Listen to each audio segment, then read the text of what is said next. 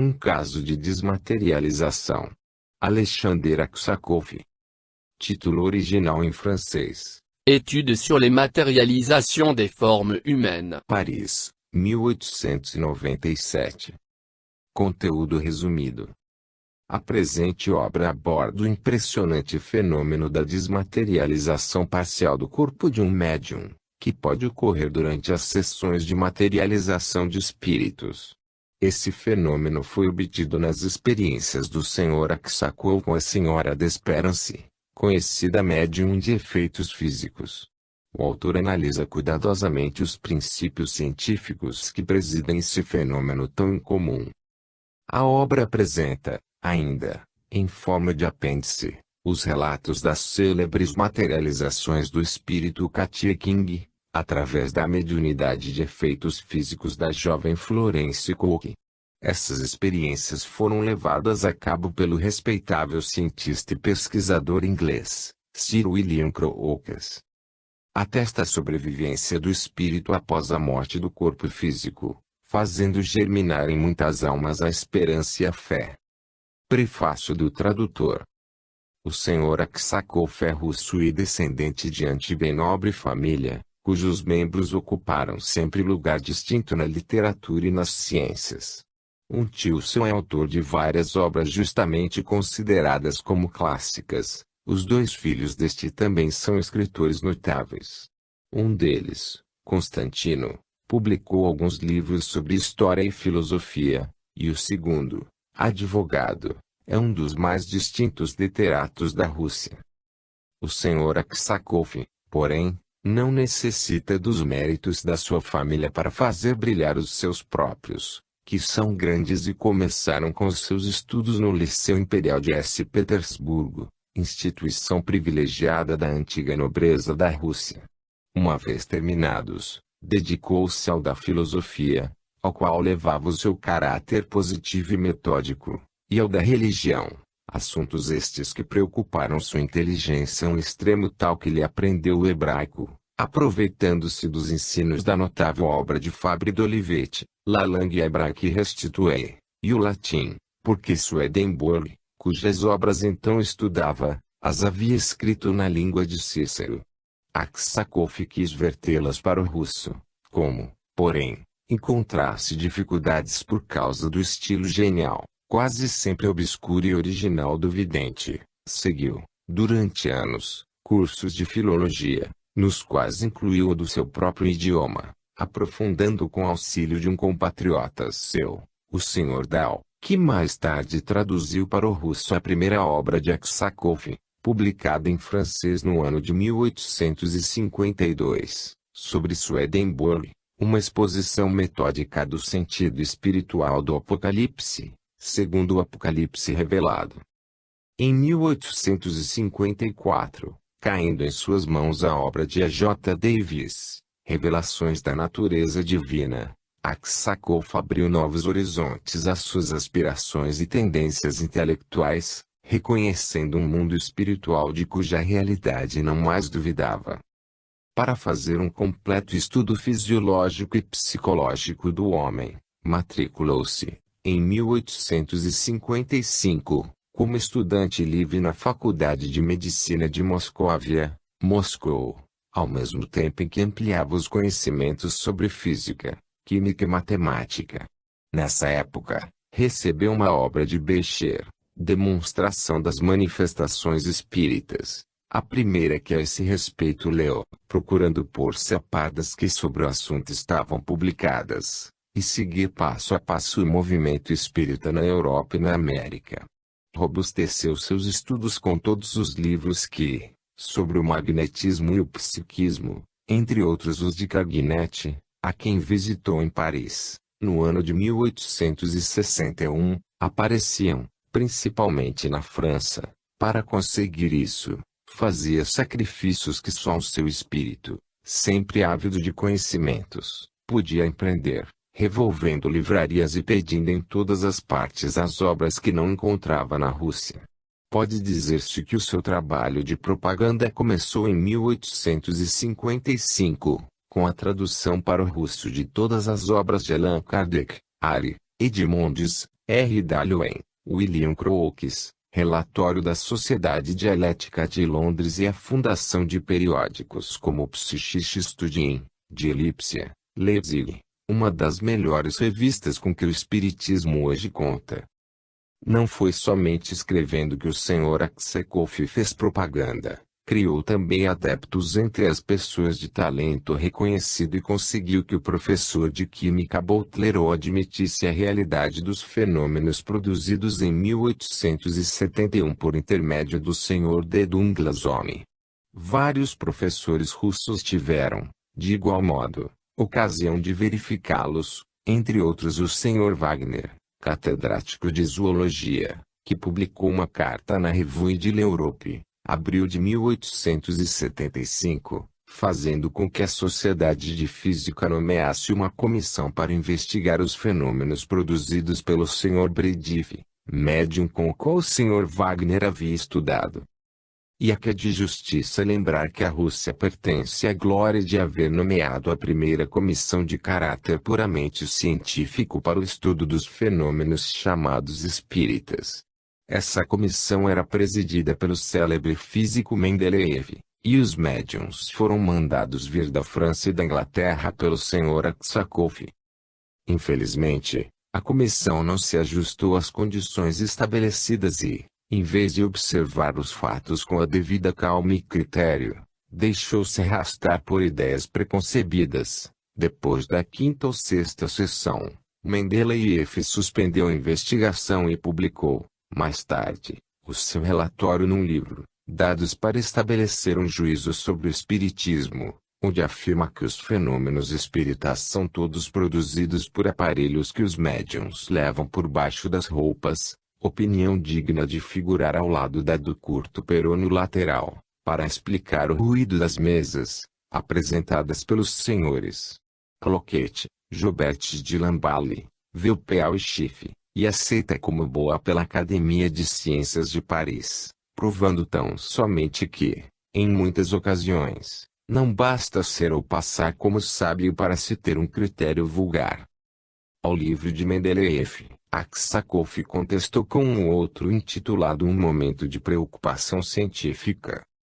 O Sr. Aksakov também sustentou vantajosamente uma polêmica com o célebre filósofo do inconsciente, o Sr. von Hartmann, e publicou em alemão uma obra volumosa, a mais completa que se conhece sobre o espiritismo, intitulada Animismus und Spiritismus. Homem de brilhante posição social, ele consagrou-se durante 25 anos ao serviço do Estado, alcançando vários títulos, tais como Conselheiro Secreto do Czar, Conselheiro da Corte, Conselheiro Efetivo do Estado e outros que não são mais que um prêmio aos bons serviços prestados pelo Sr. Aksakov à sua pátria. Verdadeiro sábio, raras vezes se acham reunidas tanta inteligência, tanta erudição, a um critério imparcial. Jamais se deixou arrastar pelos entusiasmos das suas convicções, nunca perdeu a serenidade em seus juízos, e no meio da sua fé, tão ardente e sincera, não esquece o raciocínio frio que lhe faz compreender quais podem ser as causas dos fenômenos que observa, o que o coloca acima dessa infinidade de fanáticos que não estudam, que não experimentam e que aceitam como bom tudo quanto se lhes quer fazer crer. Polemista temível e escritor delicado, seus trabalhos levam a convicção ao espírito, e tal sinceridade se vê nas suas obras que, lendo-as, sente-se a necessidade de crer nelas. Ali-se isto é um caráter bondoso e uma vontade de ferro, que não se demove ante os obstáculos, assim como há uma paixão imensa pelo ideal que o leva a percorrer a Europa para fazer experiências, e ter-se-á uma ideia superficial a respeito desse investigador incansável, dotado de uma alma varonil, de um talento privilegiado. Nunca permaneceu ocioso. Seus artigos abundavam nos periódicos espíritas e não há pessoa medianamente ilustrada que não conheça alguma das suas célebres experiências com os médiuns Home, Slade, Disperance, ou algum dos seus estudos acerca de fantasmas e formas materializadas. Durante o ano de 1886, Achava-se o Sr. Aksakoff em Londres, experimentando com o médium Eglinton. Tratava de conseguir provas da fotografia transcendental, fenômeno sobre o qual ouvira falar em São Petersburgo. Combinou-se efetuar as sessões na casa recentemente construída de um rico cavalheiro inglês, amigo particular do Sr. Aksakoff, assistindo a elas o dono da casa, sua esposa, um amigo, Sr. N., o Sr. Aksakoff Eglinton. O salão do terceiro andar foi escolhido. Na entrada do salão havia uma cortina roxa, suspensa de um lado por um cordão de seda. Para obter-se a obscuridade, fecharam-se as janelas, cobrindo-as, em seguida, com panos. A máquina fotográfica foi colocada de modo que Eglinton, sentado diante da cortina, assim como o fundo desta, visível através da abertura, podiam ser retratados. Os chassis e as placas, marcadas com o nome do Sr. Aksakoff em caracteres russos, haviam sido por ele trazidos. À esquerda do aparelho colocou-se pequena mesa redonda e, sobre esta, uma lâmpada de álcool, rodeada por largo cartão, ao qual se adaptou um refletor côncavo, metálico, com 7 polegadas de diâmetro. A lâmpada iluminava assim a sala, de modo a evitar a luz sobre o objetivo do aparelho e, ao mesmo tempo, serviria para acender o magnésio. Nessa mesa também se achavam várias tranças de magnésio, cada uma composta de 3 fios desse metal, com 7 ou 8 polegadas de comprimento, preparadas pelo Sr. Aksakoff, e que davam luz suficiente, segundo se verificou em ocasiões anteriores, para a obtenção de um resultado satisfatório em fotografia. Essas tranças fixavam-se solidamente, por um arame de ferro, em tubos de vidro. O Sr. N. ficou encarregado de acendê-las a um sinal convencionado, tendo especial cuidado de dirigir o campo luminoso do refletor sobre as figuras que deviam ser fotografadas. Terminados esses preparativos, o Sr. Aksakoff fechou a porta do salão com a chave, que guardou no bolso, e de uma caixa retirou um chassi que colocou na máquina fotográfica. Eglinton, sentado à frente da objetiva do aparelho diante da cortina, caía em transe, sono magnético, com o corpo inclinado para os experimentadores e as mãos cruzadas no peito. Sua respiração, penosa e quase convulsiva, anunciava que ia produzir-se algum fenômeno importante. Entretanto, as primeiras manifestações, apesar de surpreendentes, não satisfizeram ao Sr. Aksakoff, que, julgando terminada a experiência, decidiu suspendê-la, quando, repentinamente, e no momento em que ardia uma trança de magnésio, saiu por detrás da cortina uma forma de homem, que avançou 4 ou 5 passos na sala, colocando-se depois ao lado de Eglinton, que jazia como morto na cadeira. A forma estava vestida de branco, diz o Sr. Aksakoff. Seu rosto era rodeado de uma barba preta, descoberta, e uma espécie de turbante envolvia sua cabeça. É Abdullah, exclamei. Não, respondeu meu dono da casa. Esta forma tem 2 mãos, e a de Abdullah, que aparecia nas sessões que Eglinton nos deu em S. Petersburgo, tinha somente metade do braço esquerdo. Como para confirmar esta observação, o fantasma moveu os braços, saudou-nos e desapareceu por detrás da cortina. Alguns segundos depois tornou a aparecer e, à luz do magnésio, vi com surpresa que o fantasma rodava o seu braço esquerdo. Eglinton, em transe profundo, não podia suster-se em pé. Eu estava a 5 passos dele e, à luz intensa que o alumiava, pude contemplar o estranho visitante. Era um homem jovem, cheio de vida. Distinguiam-se-lhe claramente a pele viva do rosto, a barba negra, as espessas e escuras sobrancelhas e seu olhar enérgico, fixo no aparelho todo o tempo que durou o magnésio, 15 segundos, em chama. Quando se mandou cobrir a objetiva e antes que se extinguisse a luz, a forma desapareceu atrás da cortina e Eglinton caiu, como morto, no chão. A situação era crítica. Não nos movemos, contudo, porque Eglinton estava influenciado por uma força sobre a qual nada podíamos. Imediatamente se abriu de novo a cortina, reaparecendo o fantasma, que se aproximou de Eglinton e, inclinando-se para ele, começou a fazer passes sobre o seu corpo. Olhávamos em silêncio e com assombro tão estranho espetáculo. No fim de alguns momentos Eglinton moveu-se, levantou-se pouco a pouco, ficando, por fim, em pé. Então, a forma rodeou-o com os seus braços e conduziu-o ao seu lugar. Imediatamente, ouvimos a voz débil de Joey, um dos espíritos guias de Eglinton, recomendando que levássemos o médium para o ar fresco e lhe dessemos de beber água com brandy. A dona da casa apressou-se a ir buscar água, mas, encontrando-o fechada a porta, voltou para pedir-me a chave. Respondi-lhe que me desculpasse, porém, o fato era muito extraordinário. Eu desejava abrir a porta pessoalmente. Examinei a fechadura à luz e abri em seguida. Eglinton, em transe profundo, não podia sustentar-se em pé, e foi preciso que o levássemos nos braços para o refeitório, onde o colocamos em frente a uma janela aberta. Presa de convulsões, caiu ele no chão, produzindo-se uma hemoptise. Foram necessários 15 minutos de fricções e o uso de sais para fazê-lo voltar a se despertá-lo do seu profundo sono. Deixando-o entregue aos donos da casa, fui com o Sr. N. revelar as placas e, logo que começou a aparecer o desenho, voltei apressadamente ao refeitório para dar a Eglinton, que não podia mover-se, essa excelente notícia.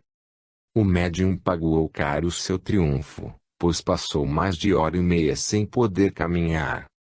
As fotografias foram preparadas no dia seguinte e saíram muito boas. As duas formas, em pé, se haviam movido, embora isso não fosse perceptível à vista. O resultado não deixa, contudo, de ser satisfatório. Reconhece-se perfeitamente a de Eglinton, apesar de estar com a cabeça inclinada para trás e apoiada sobre o braço que a sustém.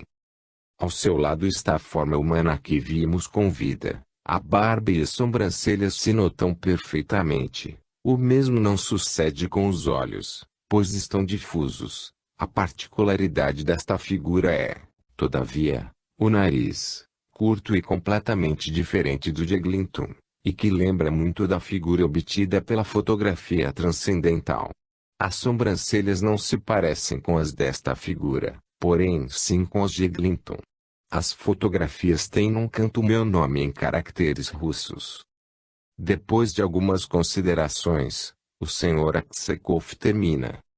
Os incrédulos dirão que houve fraude, pois nas experiências estava interessado um médium de profissão, que devia ser pago. Entretanto, é evidente que a Eglinton não podia realizar tudo quanto seria preciso para enganar-nos. Logo, deve-se supor um conluio entre os donos da casa e os da loja onde comprei o aparelho fotográfico e as placas. O Sr. X, dono da casa, ocupa a posição social idêntica à minha e, portanto, não se pode dizer que existisse nele um móvel material como a causa de fraude. Isto, sem contar com o fato de que a execução teria sido muitíssimo complicada, reuniria circunstâncias mais que suficientes para descobrir seu embuste. Não é, pois, possível que qualquer interesse tenha podido induzi-lo a um artifício, e, ademais, porque deveria ser ele e não eu o enganador.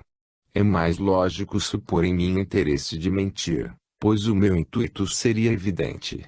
Nada mais natural que, absorvido no espiritismo, eu me visse obrigado a defendê-lo por qualquer modo. A incredulidade, porém, não me surpreende nem me desanima, porque as convicções não são fruto da casualidade, elas são a resultante das opiniões anteriores que concorreram para sua formação, no decurso dos séculos. A crença nos fenômenos da natureza não se adquire pela razão e pela lógica, mas sim pela força do hábito, e por essa mesma força o maravilhoso deixará de o ser. Agora que demos aqui, visto a principal obra do Sr. Aksakov, Animismo e Espiritismo, já ser muito volumosa. Uma ligeira notícia biográfica do autor, de acordo com as notas fornecidas pelo ilustre Dr. Otero Acevedo, que o conheceu pessoalmente, e relatamos, resumidamente, um fato importante de materialização por ele observado e fotografado. Seja-nos permitido fazer uma justificação a respeito deste livro.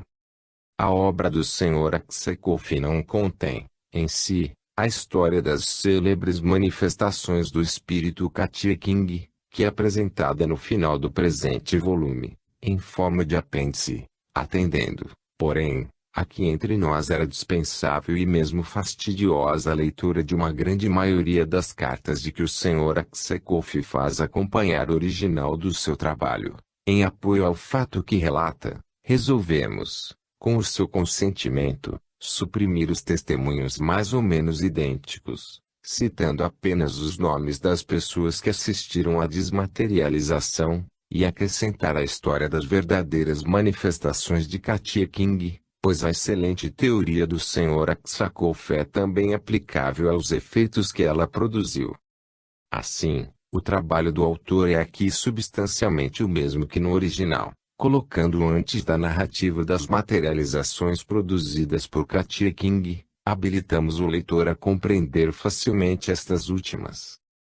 Os testemunhos que formam o apêndice desta obra foram compilados no livro editado pela Livraria de Ciências Psíquicas, de Paris, de onde os traduzimos, sendo de ressaltar que merecem absoluto crédito, porque dimanam de pessoas muito conceituadas, principalmente Sir William Crookes e o príncipe Emílio de Wittgenstein. Além disso, tendo sido primitivamente publicados em diversas revistas científicas e espíritas da Inglaterra, não sofreram esses testemunhos a menor contestação. Não traduzimos a narrativa das sessões que, em 1874, foram dadas pelos médiuns Sr. e Sra. Holmes, em Filadélfia, América do Norte, que também pretendiam ter obtido materializações da mesma Katia King alguns meses depois de ter esta cessado de aparecer em Londres, com o auxílio da mediunidade de Florence Cook, hoje Sra. Corner.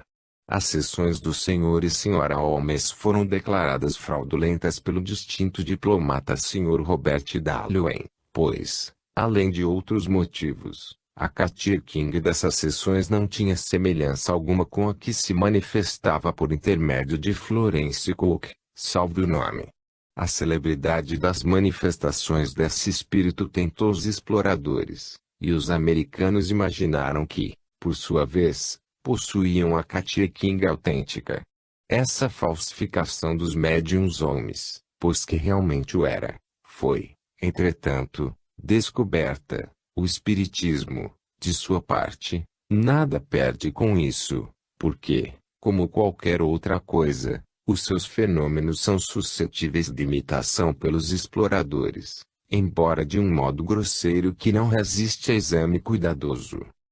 Terminamos aqui este prefácio, sem fazer qualquer outra consideração sobre o espiritismo, porquanto, só depois de ter lido os fatos nesta obra relatados é que convirá ao leitor ocupar-se com as apreciações sobre o assunto. Encontrar-se-á isso feito, no fim deste livro, pela pena brilhante do Sr. Gabriel Delany, cujo artigo é digno de toda atenção. O tradutor. Capítulo 1. Teoria. Um caso dos mais extraordinários produziu-se, em dezembro de 1893, numa sessão realizada em Helsingfors, Finlândia, pela Sra. Desperance, fato que projeta viva luz sobre os misteriosos fenômenos de materialização e que confirma, pela vista e pelo tato de muitas testemunhas, o que até a presente data não era senão um postulado teórico exigido pela lógica. Em todos os tempos foi reconhecido pelo Espiritismo que o fenômeno de materialização se produz às expensas do corpo do médium, que fornece os elementos necessários, isto é, que um certo grau de desmaterialização do médium corresponde ao começo inevitável do fenômeno de materialização do espírito. Mas, Ainda ninguém se tinha decidido a levar essa teoria aos seus últimos limites, a tirar as consequências extremas que deviam daí se deduzir absoluta e logicamente. De um lado, escasseavam dados e observações diretas que justificassem essa conclusão. De outro, o fato extraordinário de desmaterialização, que é forçoso agora admitir, e que, entretanto, não é mais extraordinário do que o da própria materialização, a que já nos vamos habituando, explica, de modo suficiente, a razão pela qual ele ainda não foi expressamente formulado e admitido em geral. Temos, entretanto, um fato que nos dá o direito de nos exprimirmos com maior certeza. É o que vamos tentar descrever. O estudo dos fatos mediúnicos leva-nos a admitir 3 espécies de materializações. 1. A materialização invisível, que devemos admitir indiretamente, vendo-se movimentos de objetos que somente um órgão humano invisível poderia provocar, como indiquei na obra Animismo e Espiritismo, e tendo-se as sensações de contacto que se experimenta nas sessões meio obscuras, e que se atribui a uma mão, embora esta fique invisível. Essa suposição está confirmada pelos fatos em geral da fotografia transcendental e em certos casos particulares desse gênero de fotografia, em que a vista e o tato das formas invisíveis à vista normal são confirmados pela fotografia. Tais são, por exemplo, as fotografias de Beatier, assim como as de Muller, nas quais a senhora Conant, a famosa médium americana, vê uma aparição que lhe toca a mão, e em que a fotografia prova ser isso realmente uma mão pertencente a um ser invisível à vista ordinária, ou ainda a fotografia do Sr. Tinkham, sobre a qual se vê um pequeno pedaço da roupa a ser erguido por uma mão invisível. A fotografia transcendental fornece-nos a prova da existência efêmera de formas reais, objetivas, que não podemos compreender a não ser pela hipótese de uma materialização, em princípio, ainda invisível aos nossos olhos.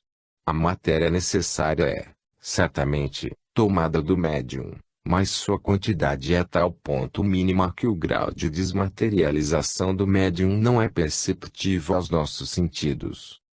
2. O fenômeno bem conhecido da materialização visível e tangível, mas somente parcial e incompleta. Assim, a aparição das mãos deu-se desde o começo do movimento espírita. Produziu-se em plena luz, enquanto o médium se achava no meio dos assistentes. Mais tarde, nas sessões obscuras, essas mãos continuavam a ser sentidas, ao mesmo tempo em que as do médium estavam presas. Nestas condições também se obtiveram materializações parciais, cabeças, bustos, figuras mais ou menos fluídicas, porém na obscuridade. Quando, enfim, se começou a isolar o médium atrás da cortina ou no gabinete escuro, obtiveram-se aparições de mãos, cabeças, bustos, que eram mais nítidas e se mostravam mesmo com um pouco de luz. Segundo a teoria, esse fenômeno de materialização parcial deve corresponder a uma desmaterialização parcial do médium, isto é, de algum dos seus órgãos, ou a uma desmaterialização geral mais ou menos inapreciável aos nossos sentidos. Não se pôde fazer sobre o médium, que, nestes casos, se achava sempre só no gabinete, observações diretas quanto às mudanças que podiam acompanhar, no seu corpo, a produção dos fenômenos. Mas, em último lugar, no caso das sessões com a Senhora Desperance, de que vamos tratar minuciosamente, obtivemos a plena confirmação das nossas conclusões lógicas, enquanto a Senhora Desperance se achava sob uma fraca luz diante da cortina, e que as semimaterializações se produziam de trás desta, por exemplo, aparições de mãos e bustos. Várias pessoas certificaram-se, por meio do tato e da vista, de que se produzir uma semidesmaterialização do seu corpo, isto é, dos seus pés e das suas pernas. 3. A materialização completa, isto é, a de uma forma humana completamente visível e tangível que, para a vista comum, não diferia em nada de um corpo humano vivo. Este fenômeno é o desenvolvimento mais elevado, o non plus ultra da materialização, durante a qual o médium acha-se isolado na obscuridade e geralmente em transe, sono magnético. Um longo estudo deste fenômeno força a reconhecer que, enquanto se obtém a completa materialização de uma forma humana, essa materialização apresenta indubitavelmente os traços do médium. É daí que resultam as suspeitas de embuste e o desejo de desmascará-lo, etc. Todas as tentativas para ver o médium e a forma inteira ao mesmo tempo, durante as quais, infelizmente, não se tem atendido ao estado dos dois corpos, o do médium e o da forma, têm sido infrutíferas, com raras exceções. Quando, enfim, se estava certo, por meio de garantias excepcionais, por exemplo, segurando-se os cabelos do médium no exterior do gabinete ou submetendo-o a uma corrente galvânica, de que o médium não podia fazer, consciente ou inconscientemente, o papel dessa forma de aparição, e que, entretanto, a semelhança da forma e do médium era completa, como no caso de John King, que se assemelhava ao seu médium Williams, e de Katia King, que se assemelhava a Miss Cook, sua médium. Foi-se obrigado a admitir que o duplo ou desdobramento do médium era o ponto de partida do fenômeno. Mas, essa expressão conduz-nos a uma falsa interpretação, porque pode compreender-se ou imaginar-se que esse duplo é, por assim dizer, uma metade, um simulacro do seu corpo, enquanto o seu verdadeiro corpo se acha atrás da cortina. Na realidade, isso não é uma metade, nem um simulacro de corpo, mas, sim, um verdadeiro corpo completo, em carne e osso, que é em tudo semelhante ao médium, que se tornou, então, no mesmo instante, o seu corpo real. Não se pode, razoavelmente, admitir que o médium tenha, num dado momento, dois corpos completos absolutamente idênticos. Já dissemos que era completamente ilógico admitir-se que o grau de materialização de uma aparição corresponde ao grau de desmaterialização do médium, se, em consequência, a materialização da forma humana que aparece é completa, a desmaterialização do médium deve também ser completa, ou, ao menos, deve chegar a um ponto tal que ele poderá tornar-se invisível aos nossos olhos, se nos quisermos assegurar do seu estado durante esse fenômeno. Em resumo, tendo sempre em vista a tese de que toda materialização necessita de uma desmaterialização correspondente do médium, a escala completa dos diversos fenômenos apresenta-se do seguinte modo. Primeiro, a materialização invisível primordial corresponde a uma desmaterialização mínima invisível do médium, que se conserva visível. Segundo, a materialização visível, mas parcial, incompleta quanto à forma ou à essência, corresponde a uma desmaterialização máxima ou completa do médium até o tempo em que, por sua vez, ele se torna invisível. Isto admitido em princípio geral, o que, entretanto, não exclui todas as espécies de nuances e possibilidades, segundo as aptidões especiais dos diversos médiums e a composição do círculo, e também porque ignoramos os limites do desenvolvimento do fenômeno, explica-nos, até certo ponto, numerosos fatos misteriosos de materializações que parecem duvidosos e provocam suspeita. Ao assunto voltarei num capítulo especial. A questão importante é esta. Temos fatos verídicos que justificam os pontos 2 e 3 do formulário geral que acabo de estabelecer? Pode-se responder afirmativamente.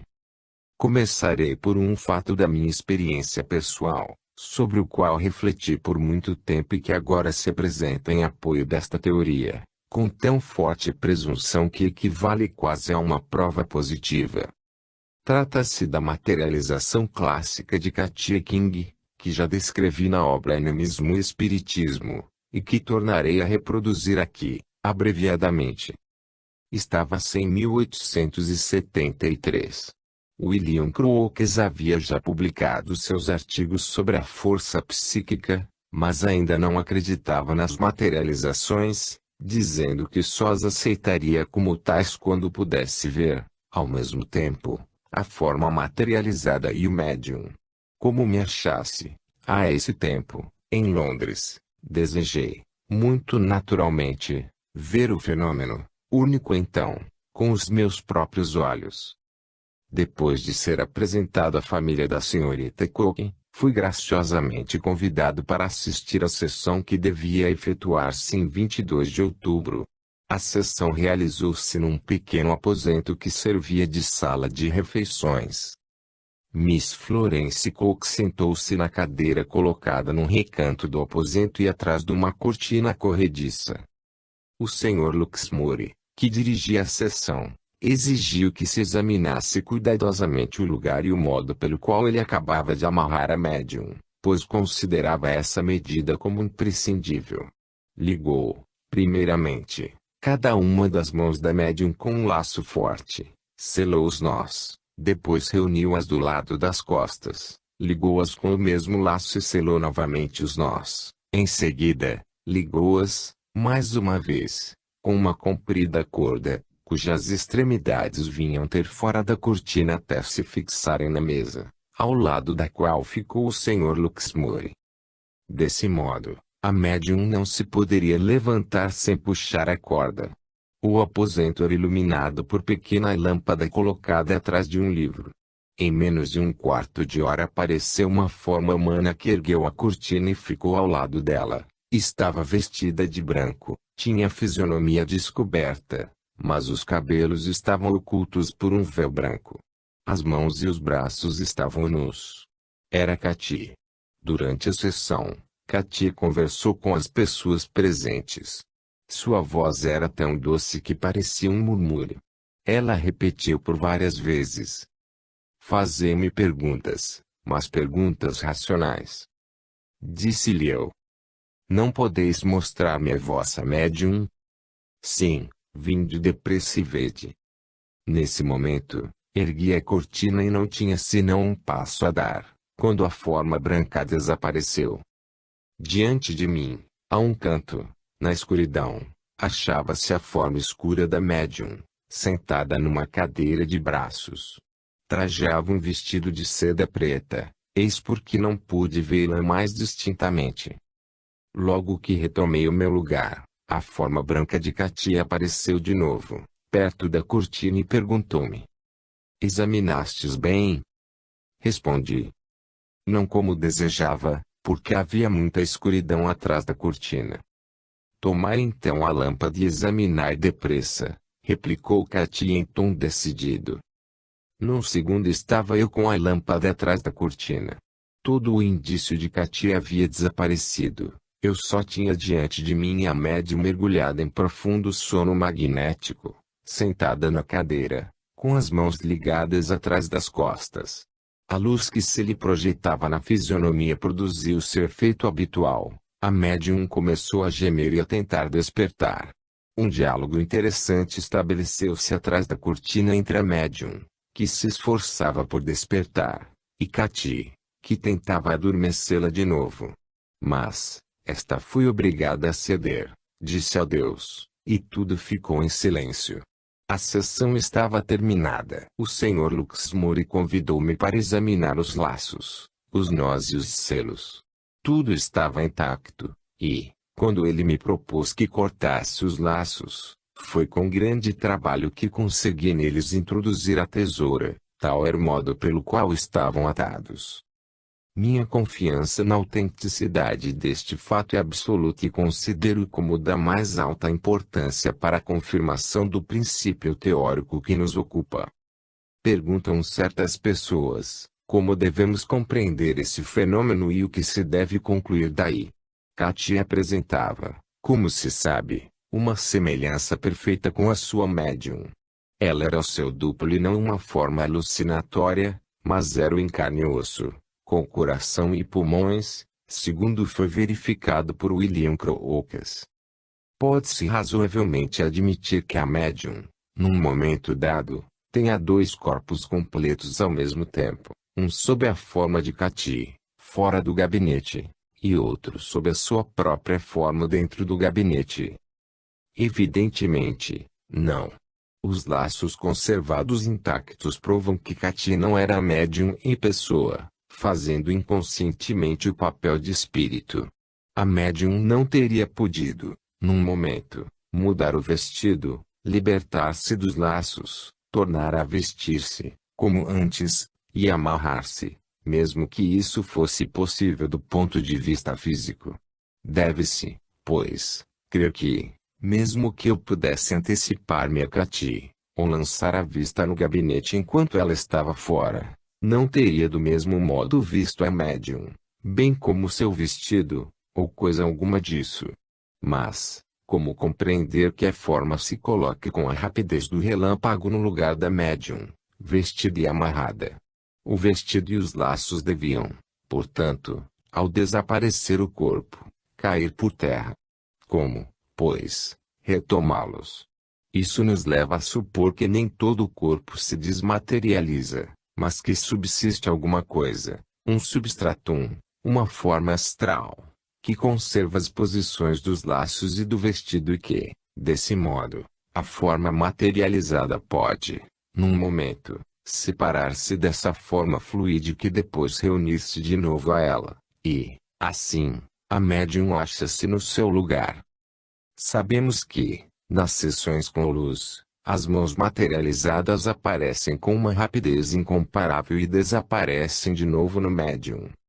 O fenômeno é, pois, o mesmo. Temos em apoio dessa teoria um fato perfeitamente convincente, na aventura seguinte do coronel Henry S. Olcott, chegado à América em 1874 com a médium Sra. Elizabeth J. Compton. O coronel contou no seu livro People from the Other World.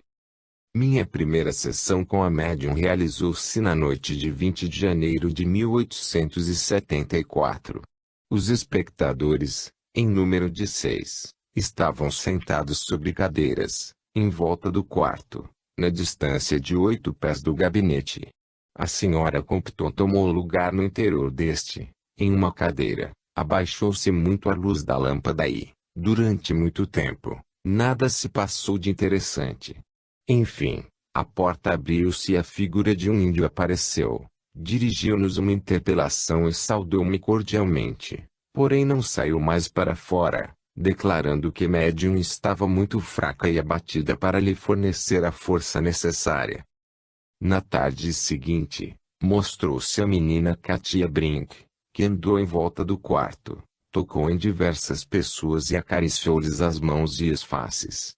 Trazia um vestido flutuante de musselina branca com pontas de crepe, a cabeça um véu de noiva que lhe caía até aos joelhos, deslizava como se estivesse com sapatos de veludo e, visível metade apenas na obscuridade, ela assemelhava-se à noiva de Coríntio, de Goethe.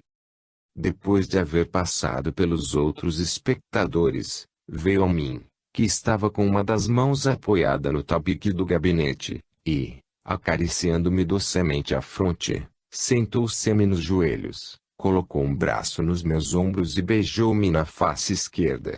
Seu peso não era maior do que o de uma criança de 8 anos, mas senti seus braços firmes nos meus ombros e os lábios que me beijaram eram tão naturais como os lábios de uma pessoa viva.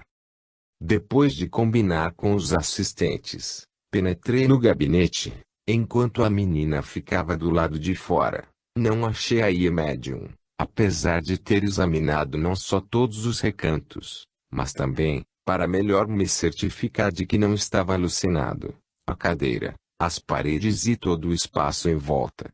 Só podia haver uma alternativa: ou o espírito não era um espírito, e sim a médium, ou a médium se tinha transfigurado à moda dos dramaturgos orientais, evocadores dos mortos. Quis resolver definitivamente esta questão, antes de deixar a cidade. No dia seguinte, à tarde, depois de ter obtido o assentimento da senhora Compton, para que ela se submetesse às minhas investigações, retirei os seus brincos e coloquei-a numa cadeira, no gabinete, a qual prendia passando um fio de linha número 50 através dos orifícios das suas orelhas, lacrando e selando as pontas no espaldar da cadeira, sob a qual imprimi o meu sinete particular. Depois fixei a cadeira no chão por meio de barbante, cujas pontas lacrei e selei de um modo completamente seguro. Assim que a luz diminuiu, como é habitual nessas sessões, e fechou-se a porta do gabinete, cantamos durante alguns minutos. Logo após, através da abertura praticada no lado superior da porta, duas mãos flutuaram da direita para a esquerda, desaparecendo em seguida. Tornaram a aparecer duas mãos ainda maiores e, então, uma voz falou-me. Se não era a do defunto Daniel Webster, pode dizer-se que era a sua reprodução exata, em profundeza, sonoridade e tonalidade. Deu-me instruções completas e sugeriu-me medidas de prudência sobre o modo pelo qual eu devia continuar as minhas investigações. Quando eu penetrasse no gabinete, aconselhou-me ele, enquanto o espírito ficava do lado de fora, poderia tatear e tocar livremente por toda parte, para convencer-me de que a médium não estava ali, mas eu devia ter todo o cuidado em não tocar de um modo mais efetivo na cadeira. Entretanto, era-me permitido aproximar as mãos tão perto quanto desejasse, porém de modo que evitasse o contato direto com a substância da cadeira. Em seguida, devia colocar no estrado da balança uma coberta, não importava de que espécie, para que o espírito não ficasse em contato com madeira ou com o metal. Prometi conformar-me com estas indicações e, em breve, tive a satisfação de ver pela porta aberta a menina de vestido branco a que já me referi. Ela avançou, percorreu o círculo, tocou em várias pessoas e aproximou-se, em seguida, da balança. Eu estava sentado, pronto a agir, com uma das mãos no peso e a outra no marcador, e, logo que ela subiu, tomei o seu peso, sem perder um segundo. Ela retirou-se logo do gabinete. E então li a marcação à luz de um fósforo. Pesava apenas 77 libras inglesas. O espírito tornou a sair e, imediatamente, penetrei no gabinete, examinei tudo com o maior cuidado, mas, como antes, não achei nenhum sinal da médium.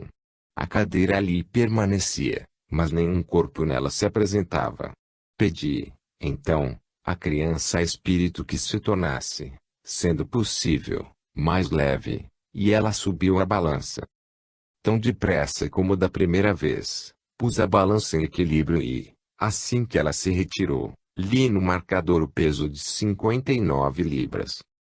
Reapareceu ela ainda uma vez e desta vez percorreu todos os espectadores, acariciou a cabeça de um, a mão de outro, sentou-se sobre os joelhos da senhora Hardy, pôs docemente a mão na minha testa, acariciou-me as faces e subiu para o estrado da balança para me permitir uma última prova.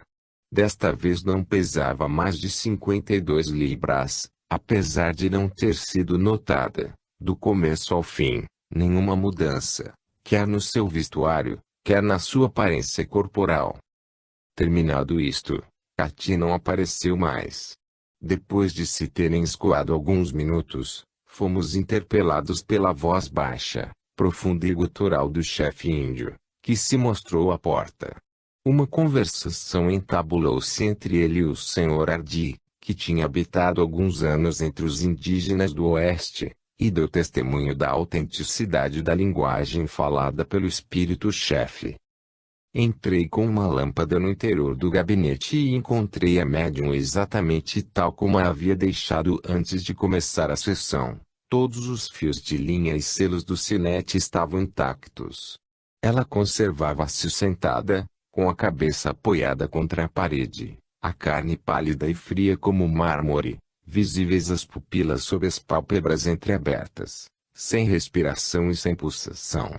Assim que todos verificaram os fios de linha e os selos do sinete, cortei-os com a tesoura e levei a mulher cataléptica para o ar livre, segurando a cadeira pelo assento e espaldar. Ela permaneceu assim 18 minutos, sem movimento. A vida voltou-lhe pouco a pouco ao corpo, até que a respiração, o pulso e a temperatura da pele retornassem ao seu estado normal. Coloquei-a na balança, pesava 121 libras. Como, de conformidade com isso, a forma de Katia Brink pesava 77 libras, segue-se que, para o corpo da médium no gabinete, restavam somente 44 libras, um pouco mais de um terço do seu peso normal, e, no entanto, ele já era invisível aos nossos olhos, assim como as suas roupas e os fios de linha. Deve-se, pois, supor que existia lá um corpo que conservava a posição do corpo da médium, de suas roupas e de todos os fios, e que lhe servia de base invisível. Mas, a forma de Katia Brink não se assemelhava da sua médium, tinha a estatura de uma criança de 8 anos. Que devia, pois, restar do corpo de Miss Cook, sendo, no dizer de William Crookes, o corpo de Katia King muito maior que de sua médium. Temos, portanto, o direito de pretender que esse resto era invisível e a transfusão do corpo materializado no seu corpo astral, que estava sentado na cadeira, se fez com uma rapidez incompreensível.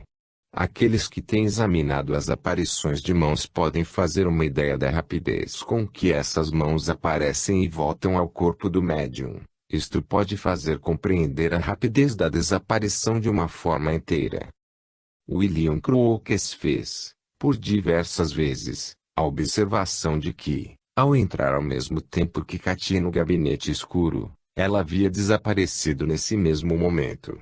Como ele mantinha sempre a pretensão de ver, ao mesmo tempo, a forma e a médium, acabou por ser bem-sucedido, mas uma vez somente na obscuridade, quando Katia não podia mais falar, ela se achava, pois, num estado de semidesmaterialização. É pena que a forma de Katia não fosse pesada, poder-se-ia quase afirmar que ela possuía 9/10 do peso da médium.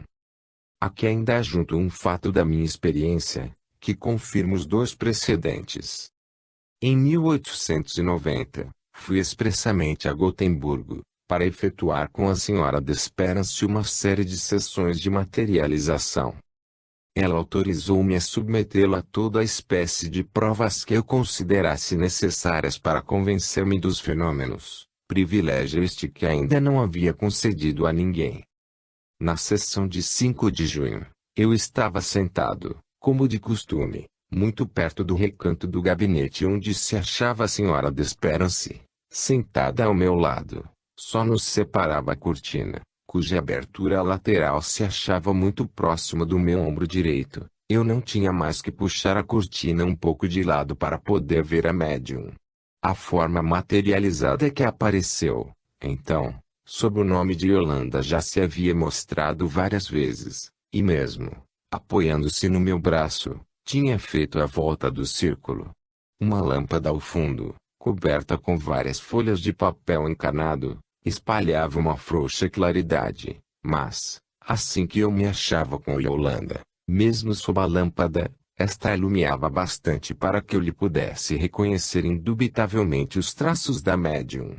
Assim que voltamos ao gabinete, retomei o meu lugar e Yolanda conservou-se metade do lado de fora, na abertura central da cortina. Então, não cessando de observá-la, passei cautelosamente o braço direito pela abertura lateral da cortina, perto de mim. Não tinha mais que estender um pouco o braço para certificar-me se a médium se achava no lugar. Foi o que fiz. A médium estava sentada numa cadeira de braços, muito baixa. Levantei a mão até a altura do encosto da cadeira e deixei-a, em seguida, deslizar do encosto até o assento. A médium lá não estava. Mas, no momento mesmo em que minha mão se achava já sobre o braço da cadeira, Yolanda entrou no gabinete, uma mão caiu sobre a minha e repeliu-a. Imediatamente depois, a médium pediu-me de beber. Estendi-lhe um copo d'água pela mesma abertura da cortina por onde já tinha passado o braço. A médium estava no seu lugar, com o vestido encanado de mangas apertadas. Yolanda, um instante antes, era visível com um vestido branco, tendo os braços nus até as espáduas, os pés também nus, com um véu branco que lhe caía pelo corpo. Desde a cabeça, havia, entretanto, desaparecido, exatamente como sucedera com Katy. Este caso deu-me muito o que pensar. Como Yolanda, que estava com metade do corpo fora do gabinete, pude notar os movimentos do meu braço no interior deste. Era-lhe supositivamente impossível, pois a obscuridade quase completa não lhe permitia ver o movimento do meu braço sobre a cadeira, ou se eu introduzia atrás da cortina. Ainda menos possível era ver o que meu braço lá fazia, ou então o que minha mão fazia. Entretanto, o movimento da mão que repeliu a minha era tão deliberado quanto preciso. Se era realmente a médium em pessoa que, de um modo consciente ou inconsciente, representava a Yolanda, e se a cadeira estava realmente vazia, a médium não podia ver e sentir o movimento da minha mão. Ela deveria continuar a fazer o seu papel de espírito, permaneceria no seu lugar ou entraria no gabinete, ou então sairia de novo, como se nada tivesse acontecido. Mas, houve um desarranjo, e Yolanda não se mostrou mais, e foi preciso terminar a sessão. Quando ouvi dizer, no dia seguinte, que alguma coisa atemorizara a médium, fui interrogar a própria senhora Desperance, sem, contudo, lhe dizer coisa alguma das minhas observações. Respondeu-me ela que, pelo fim da sessão, alguma coisa remexia em volta de si, da sua cabeça, dos seus ombros, que isso a amedrontara tanto que ela involuntariamente havia deixado cair a mão sobre a qual apoiava a cabeça e que, nesse movimento, encontrara outra mão, o que ainda mais lhe havia assustado. Era bem estranho. As impressões da senhora Desperance eram exatamente as que ela devia experimentar, se achasse no seu lugar. E, entretanto, a minha mão não havia encontrado o seu corpo na cadeira. Quem, pois, tinha tido essas impressões? Não se deve concluir daí que na cadeira se conservava um simulacro do seu corpo, imagem dotada de sensação e consciência. A senhora Desperance possui também, como se sabe, o dom da escrita mediúnica. Assim, ela recebe, no correr ou fora das sessões, comunicações de um tal Walter, que se diz o diretor dos fenômenos de materialização. Eu também me servi desse meio para saber que explicações receberia a tal respeito. No dia imediato, pedi à senhora Desperance que tomasse do lápis, e a conversação seguinte passou-se entre mim e o espírito Walter. Viste o que atemorizou a médium? Sim, uma mão colocou-se diante dela, depois pousou-lhe nos joelhos e, em seguida, na mão. Foi tudo. A mão de quem? Pois eu guardava sempre o meu segredo. Não a vi, porque minha atenção somente foi atraída para esse fato quando a médium se assustou. O meu desejo principal era ver Yolanda e a médium ao mesmo tempo. É isto possível? Tudo depende do estado em que ela, a médium, ficar. Se eu olhar imediatamente para o gabinete, verei a médium no seu lugar? Provavelmente. Tudo depende da pessoa de quem é retirada a matéria para a composição da forma de Yolanda. Se há uma certa quantidade de matéria no círculo, de modo que não a tiremos somente da médium, vereis a médium tão claramente como neste momento. Alguns dias depois, como Yolanda houvesse estado várias vezes fora do gabinete, enquanto a médium havia sido por mim amarrada com um laço em volta do seu corpo, laço cujas pontas passavam por uma presilha firmada no chão, e que estavam fixadas à minha cadeira, perguntei a Walter: quanto resta de matéria na médium, desde que Yolanda saiu? Não creio que tenha ficado grande coisa da médium, excetuando-se os órgãos dos sentidos. Se, enquanto o corpo da médium tivesse desaparecido completamente, eu passasse docemente a mão no seu lugar, faria mal. Poderá suceder isso, se apoiardes fortemente a mão. Se passasse qualquer coisa que pudesse tocar a forma materializada, a médium teria disso conhecimento imediato. E se eu passasse a mão através do corpo da médium? Isso o afetaria seriamente, se não estivéssemos a resguardá-lo para evitar uma desgraça. Esse ensaio constituiria uma experiência perigosa. Neste caso, se eu puxasse pelo laço que prende em volta a médium, cortar-lhe ao meio o corpo.